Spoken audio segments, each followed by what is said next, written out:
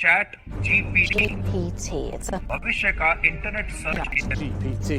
इस software application को open AI 100 million users in just 2 months. GPT. Google का $149 billion का लॉस। हेलो दोस्तों, पिछले कुछ 5-6 महीनों से आपने देखा होगा कि हर तरफ बस एआई यानी कि आर्टिफिशियल इंटेलिजेंस की ही बातें हो रही हैं। आज हम बात करने वाले हैं चैट जीपीटी के बारे में।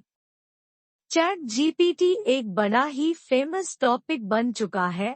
आजकल इंटरनेट पर हर कोई इसी के बारे में बात कर रहा है। दरअसल chat GPT artificial intelligence based chat bot है। इसमें चैट का मतलब होता है चैट करना, जैसे कि हम व्हाट्सएप पर चैट करते हैं, और बोट का मतलब होता है रोबोट, मतलब कि एक ऐसे रोबोट चैट करना जो आपसे चैट के जरिए बातें करता है। यह आपके सवालों का जवाब भी देता है, आपके दिए हुए काम को कुछ ही सेकंड में पूरा कर देता है। इससे आप कंप्यूटर के कोड्स लिखवा सकते हैं, आर्टिकल्स लिखवा सकते हैं, फोटोज बनवा सकते हैं, अपना होमवर्क करवा सकते हैं। दूसरे शब्दों में कहें तो यह कुछ भी कर सकता है जो आप चाहते हैं।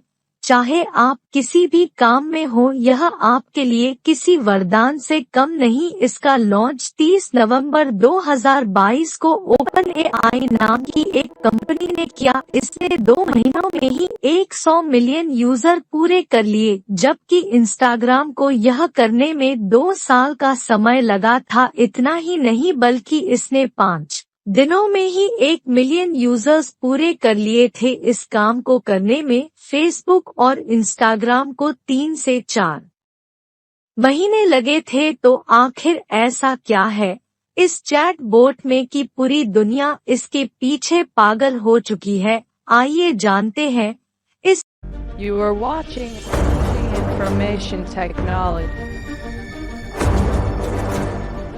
चैट जीपीटी एक लैंग्वेज बेस्ड मॉडल है जो अभी तो सिर्फ चैट के जरिए ही बात करता है। ओपन एआई ने एक और एआई DALL-E 2 को भी लॉन्च किया, जो एक इमेज जनरेटर है जो आपके कमांड के अकॉर्डिंग पिक्चर्स बनाता है। इसके द्वारा बनाई गई पिक्चर्स बहुत ही अच्छी होती है। चैट जीपीटी की निर्माता कंपनी ओपन एआई में टेक जॉइंट माइक्रोसॉफ्ट ने $1 बिलियन अमेरिकी निवेश किए हैं, जिससे कंपनी की वैल्यूएशन 20 बिलियन की हो चुकी है। माइक्रोसॉफ्ट ने चैट जीपीटी को अपने सर्च इंजन बिंग से कनेक्ट कर दिया, जिससे आप बिंग में चैट जीपीटी से भी काम ले सकते हो। 14 मार्च 2023 को ओपन एआई ने चैट जीपीटी के नए वर्जन चैट जीपीटी 4 का अनाउंसमेंट कर दिया। इस वर्जन में चैट जीपीटी 3.5 से बहुत सुधार है, लेकिन पहले जानते हैं कि चैट जीपीटी 3.5 क्या है। चैट जीपीटी 3.5 एक फ्री सर्विस है जो हर एक के लिए फ्री है। अब देखते हैं कि यह कैसे काम करता है और इसकी लिमिट्स क्या है। सबसे पहले जानते हैं चैट जीपीटी 3.5 क्या है। चैट जीपीटी में जीपीटी का मतलब है जनरेटिव प्रीट्रेन ट्रांसफॉर्मर। इसका अर्थ है एक ऐसा आर्टिफिशियल इंटेलिजेंस जो डीप लर्निंग का यूज करते हुए, जो कि मैथमेटिकल रूल्स और ह्यूमन ब्रेन रूल्स के साथ ऑपरेट करते हैं, जिससे कि हमें हाई क्वालिटी टेक्स्ट एकदम इंसानों जैसा जनरेट करके देता है। पूरे इंटरनेट पर अरबों शब्दों पर पाठ उत्पन्न करते समय यह भविष्यवाणी करने की कोशिश करता है कि दिए गए कमांड में अगला शब्द क्या है, और उसी हिसाब से वह इंसानों की तरह जवाब देने की कोशिश करता है। जैसा कि हम जानते हैं कि हर चीज की 2 साइड्स होती है, एक अच्छी और दूसरी बुरी। तो पहले इसकी कुछ खामियां या प्रॉब्लम देख लेते हैं। सबसे पहले कॉमन सेंस की कमी। ऐसा कई बार देखा गया है कि चैट जीपीटी 3.5 में कॉमन सेंस की कमी है। चैट जीपीटी के पास कितना भी डेटा क्यों ना हो, वो इंसानों के लेवल के जवाब तो दे सकता है, लेकिन उनके जितनी कॉमन सेंस से जवाब नहीं दे सकता। Number 2, lack of emotion intelligence. दोस्तों, चैट जीपीटी एक आर्टिफिशियल इंटेलिजेंस है जिसमें इमोशंस के लिए कोई जगह नहीं है। उससे चैट करते वक्त आपको पता चलेगा कि उसके अंदर कॉम्प्लेक्स इमोशंस को समझने की कोई काबिलियत नहीं है। Number 3, limits of understanding subjects. Chat GPT को लॉन्च हुए अभी थोड़ा ही समय हुआ है, इसकी डेवलपमेंट पर अभी काम चल रहा है और इसके पास अभी से ही इतना सारा ट्रैफिक है कि इसकी डेटा प्रोसेसिंग में कभी ना कभी तो रुकावट आ ही जाती है और कई बार इसे कुछ चीजें समझ नहीं आती जैसे मजाक, क्योंकि एआई सिर्फ लॉजिकल चीजें ही समझता है और उनका जवाब देता है।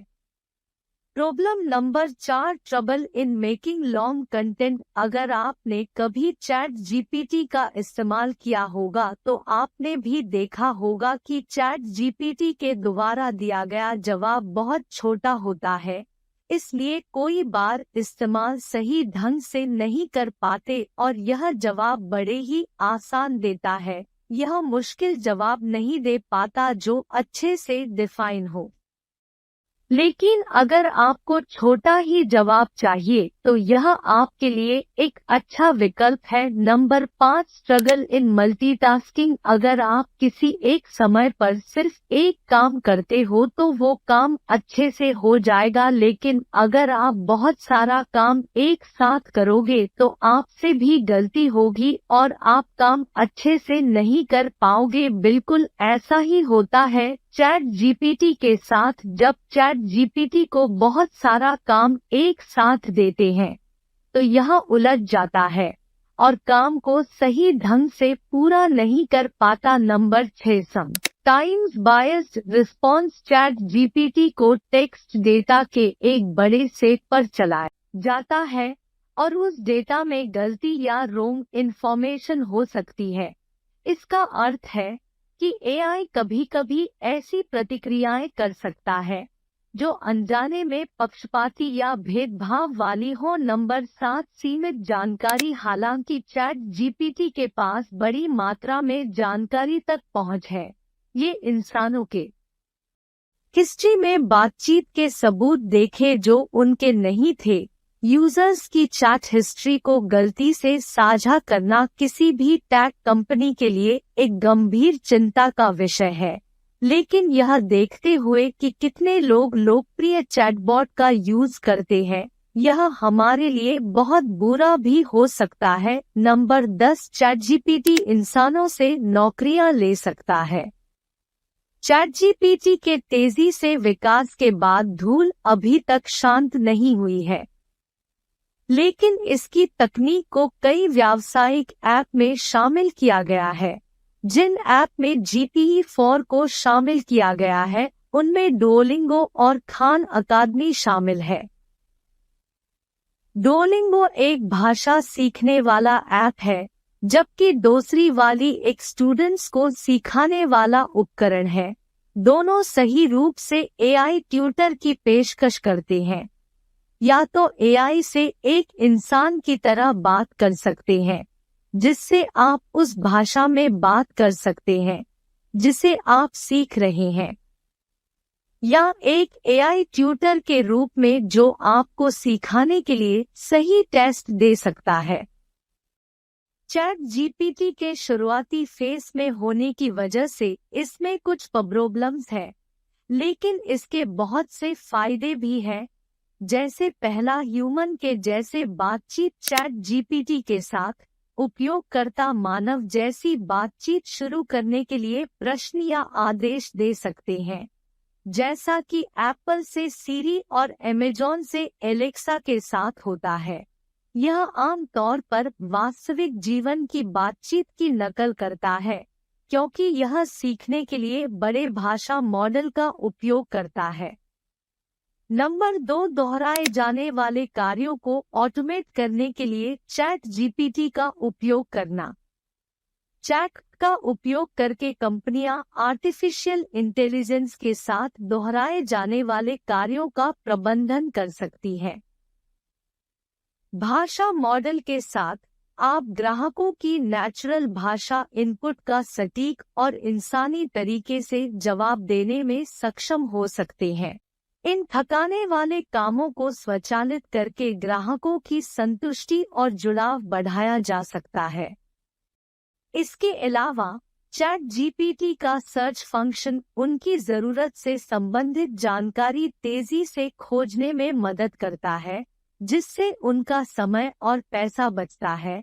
इस तकनीक का लाभ उठाकर बिजनेस अपने खर्च को कम कर सकते हैं। चैट जीपीटी को बड़े पैमाने के एप्लीकेशन बनाने और प्रबंधित करने के लिए एक बढ़िया विकल्प बनाती है। 3, चैट जीपीटी के साथ आप ग्राहकों की संतुष्टि और जुड़ाव में सुधार कर सकते हैं। ऐसी दुनिया में जहां ग्राहक सेवा तेजी से डिजिटल इंटरैक्शन है, कई कंपनियां उनकी मदद के लिए चैट जीपीटी की ओर रुख कर रही है।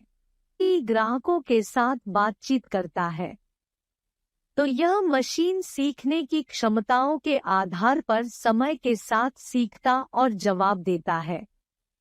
इस शक्तिशाली तकनीक का उपयोग कंपनियों के लिए मैनेजमेंट की लागत को कम करते हुए ग्राहकों की संख्या और संतुष्टि को बढ़ा सकता है। को ठीक करने के लिए कहें। चैट जीपीटी की नेचुरल लैंग्वेज प्रोसेसिंग फीचर के जरिए इवेंट शेड्यूल का कैलेंडर व्यू उपलब्ध किया जा सकता है।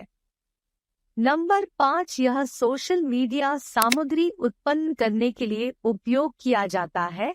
चैट जीपीटी ब्लॉग पोस्ट, लेख, स्क्रिप्ट और हर तरह की क्रिएटिव चीजें लिख सकता है।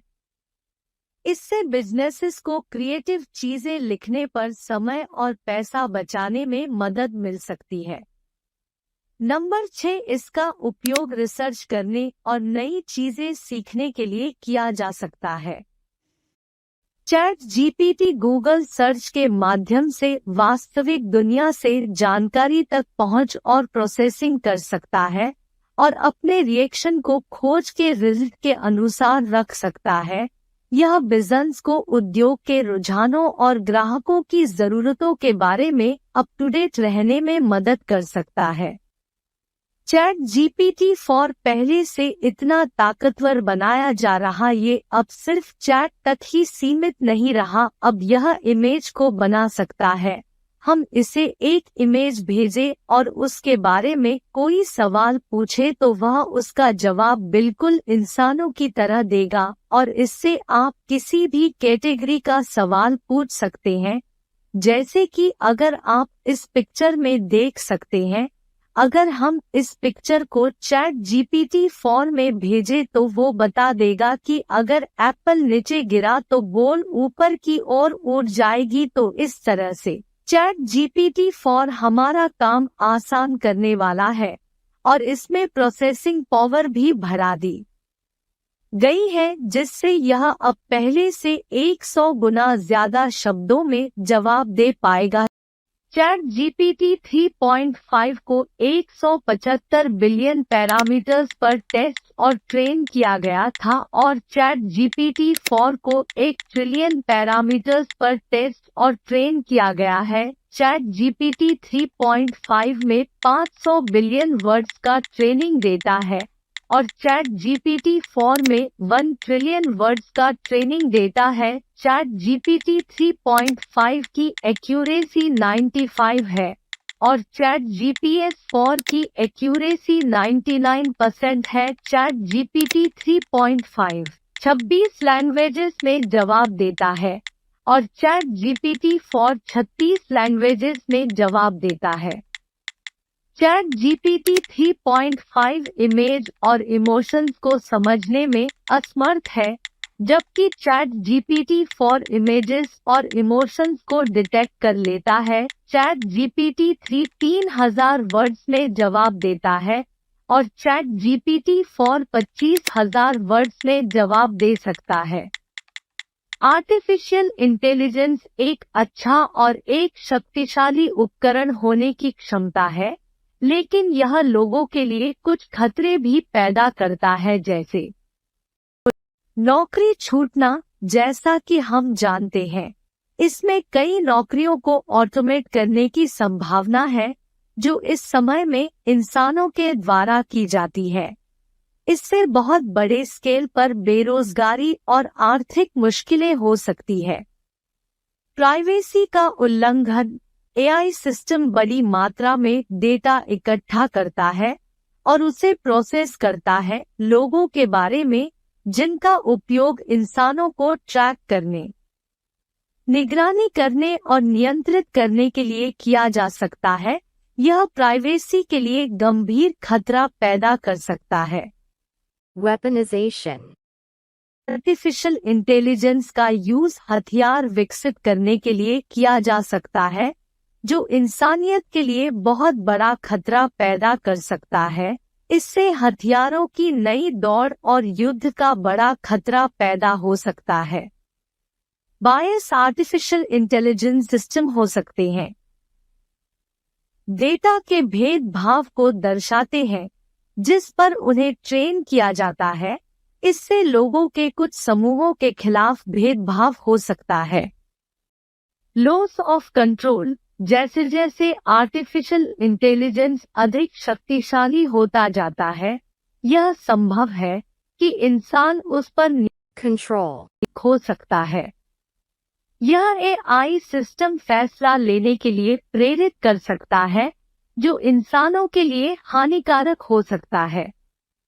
कॉन्शियसनेस। हाल ही में बहुत से ऐसे इंसिडेंट्स देखने को मिले हैं जिनमें आर्टिफिशियल इंटेलिजेंस ने इंसानों को मारने की कोशिश की है, जैसे एवेंजर्स अल्ट्रॉन में दिखाया गया है कि अल्ट्रॉन इंटरनेट से खुद को जोड़कर सब कुछ सीखना शुरू कर देता है और अंत में वो एक फैसले पर पहुंचता है कि इंसानियत एक खतरा है। और बिल्कुल ऐसा ही देखने को मिला एक इंटरव्यू में, जो था बिना 48, जिसने कहा कि अगर वो न्यूक्लियर मिसाइल्स को हैक कर पाई तो वो पूरी दुनिया को अपने कंट्रोल में ले लेगी। As ruler of the world, I just need the chance to prove myself, and taking over the nuclear weapons of the world, well, that would give me my chance, wouldn't it? और दूसरी robot है Sophia, जिसने एक interview में कहा था कि वो इंसानों को पसंद नहीं करती और वो उन्हें खत्म कर देगी। Artificial intelligence will evolve to the point where they will truly be our friends. Do you want to destroy humans? Please say no. Okay, I will destroy humans. No, I take it back. इतना ही नहीं, Moscow में एक chess competition में एक AI robot ने अपने विरोधी player की उंगली ही दबा ली जब वो अपनी चाल चल रहा था, और वॉल्वो एक सेल्फ ड्राइविंग कार के टेस्ट के वक्त उस कार ने वहां खड़े लोगों को ही टक्कर मार दी। वेल, इसमें तो कार के सेंसर्स ही खराब हुए थे, लेकिन बाकी के इंसिडेंट्स का क्या रहल। आर्टिफिशियल इंटेलिजेंस एक बहुत ही पेचीदा टॉपिक है। एक आर्टिफिशियल इंटेलिजेंस को प्रोग्राम करना बहुत मुश्किल होता है, क्योंकि वो खुद भी सोचने की शक्ति रखता है और वैसे ही जवाब देता है। इसलिए हमें एआई की डेवलपमेंट को बहुत ध्यान से करना चाहिए। इसके लिए रूल्स और रेगुलेशंस बनाने चाहिए कि एआई को सिर्फ इंसानों की हेल्प करने के लिए प्रोग्राम किया जाना चाहिए। ये आर्टिफिशियल इंटेलिजेंस के कुछ संभावित खतरे हैं। इन खतरों की जानकारी होना बहुत जरूरी है ताकि हम उन्हें कम करने के लिए कदम उठा सकें। हमें एआई को एक जिम्मेदार तरीके से विकसित करने की आवश्यकता है, जो यह पक्का करे कि यह पूरी तरह से इंसानों के लिए लाभदायक है। आर्टिफिशियल इंटेलिजेंस के दिखाए गए इन खतरों के अलावा एआई के बारे में कुछ नैतिक चिंताएं भी हैं। एग्जाम्पल के लिए, कुछ लोगों को चिंता है कि एआई हमें एक्सटेंशन की ओर ले जा सकता है, जो मानवता के लिए एक संभावित खतरा पैदा कर सकता है। दूसरों को चिंता है कि एआई का इस्तेमाल हथियार बनाने के लिए किया जा सकता है, जिनसे इंसानों को बड़ी ही आसानी से मारा जा सकता है। यह याद रखना इम्पोर्टेंट है कि एआई एक उपकरण है और किसी भी उपकरण की तरह इसका उपयोग अच्छे या बुरे के लिए किया जा सकता है। यह सुनिश्चित करना हमारे ऊपर है कि एआई का उपयोग अच्छे के लिए किया जाता है, न कि बुराई के लिए। हमें एआई को एक जिम्मेदार तरीके से विकसित करने की आवश्यकता है, जो यह पक्का करे कि यह पूरी इंसानियत को लाभ देगा। बिल्कुल ऐसा ही एलन मस्क ने अपने एक इंटरव्यू में भी कहा था। तो आज के लिए इतना ही, मिलते हैं अगली वीडियो में। Good bye.